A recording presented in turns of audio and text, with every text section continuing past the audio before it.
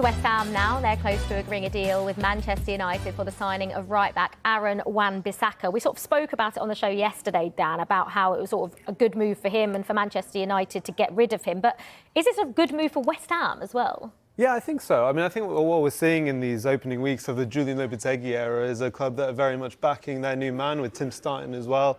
I know that they've been working together. They've been calling each other every day. They say they talk to each other more than their own families. In terms of Aaron Wan-Bissaka, I think this deal does work for everyone. It works for, I think, West Ham, because you look at their other options there. Vladimir Coufal is 31 now. He's been a very good servant for West Ham so far, but Wan-Bissaka represents someone at a perhaps better age. He has lots of football, hopefully, many years in front of him. And also, I think in terms of where he fits into the team, you know, say he plays on the same flank as Jarrod Bowen, I think because Wan-Bissaka, we talked yesterday, maybe he's a bit limited going forward, but what there's no doubt about is how good he is at one-on-one defending. And perhaps for West Ham, what that will allow is someone like Jarrod Bowen to stay further up the pitch, and you can leave Wan-Bissaka one-on-one with whoever the opposition have against him, and maybe that helps Lopetegui and West Ham, maybe in big games, play on the counter a bit more, something like that. That's a great point, and I think West Ham fans will buy into Wan-Bissaka as well in terms of the way that he plays football. And for West Ham, that's a huge part of it.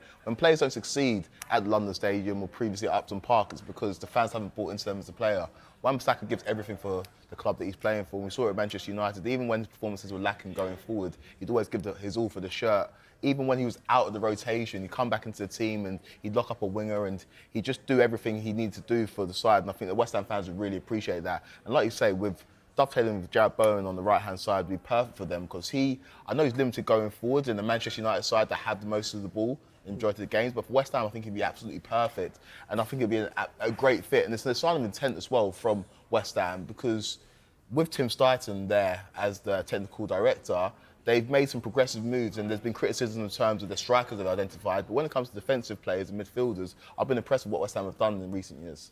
Rebuilding their defence was a priority for West Ham and Lopetegui, wasn't it? Yeah, it let them down a lot last season, the defence. They shipped a crazy amount of goals, really, for a David Moyes side. You know, everyone associates David Moyes with this tight, disciplined football. West Ham was susceptible from crosses, set pieces, letting a lot of goals, not something we'd really seen from them over the couple of years before. So it's clear that the defence needed a little bit of a rebuild. Wan-Bissaka essentially will be replacing Ben Johnson. As Ben Johnson can play both sides, but I think Wan-Bissaka is a superior player to him, so that's an upgrade. He was obviously desperate to be reunited with Max Kilman. Have they overpaid a touch? Possibly, but he's got a player in there who he made captain at Wolves, a player he would clearly want to work with, someone who could probably end up being captain of West Ham at some point. So they've got a couple of additions there that will improve the defence from where it was at last season. Lopetegui as well, when he was Wolves manager, you'll correct me if I'm wrong, he did solidify them that season. Yep. He did make them very astute defensively, so I'd expect him to go in there and do the same kind of thing at West Ham as well. So I think in terms of the manager coming in and perhaps those two additions, I'd expect West Ham to concede a lot less goals than they did last season. Yeah, well, West Ham are advancing on a deal for Borussia Dortmund's forward Niclas Füllkrug. There is still work to do on the structure of the fee and elements of the personal terms, but there is now a growing feeling a deal can be struck. Dan, why do West Ham need a striker? Because for the last 100 years, Michail Antonio seems to have been the centre forward. They've bought all these strikers, and it's always come back to and ended up with Michail Antonio leading the line. There was a phase last season where it was Jarrod Bowen, which I think it worked quite well, but I think long term getting him back wide right will make West Ham a better team. It's interesting because it's an ageing striker. You know, adding into Antonio and Ings, who are both into their 30s.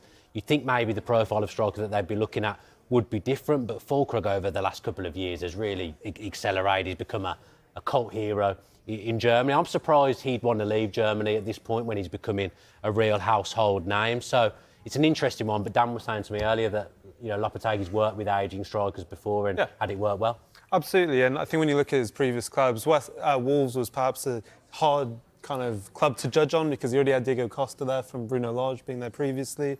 At Sevilla beforehand, he had Luc de Jong there, who's at his late 20s at that point. But I think when you look at Julian Lopetegui sides in the past, how he uses a striker is very much to utilise his wingers and to bring others into play, rather than having, if you look at his record, very rarely having a 9. We were talking about Osimhen and everyone else earlier. He's rarely had a striker who's got 20, 30 goals a season. It's very much more a collective effort, and how does that number 9 link everyone else in the team together, which I think Füllkrug could do very, very well. Yeah, he's also loved in Germany, isn't he? He's loved at Dortmund, he's loved in Germany, he was loved by Germany at the Euros, and I think with those flair players that West Ham have in Jared Bowen, Mohamed Kudus, you know, a player like that who, like we say, is an old school number 9, could really complement those players. And like you say, he likes an older striker, he likes an experienced striker, so that's perhaps why Julian Lopetegui is potentially after Niclas Füllkrug.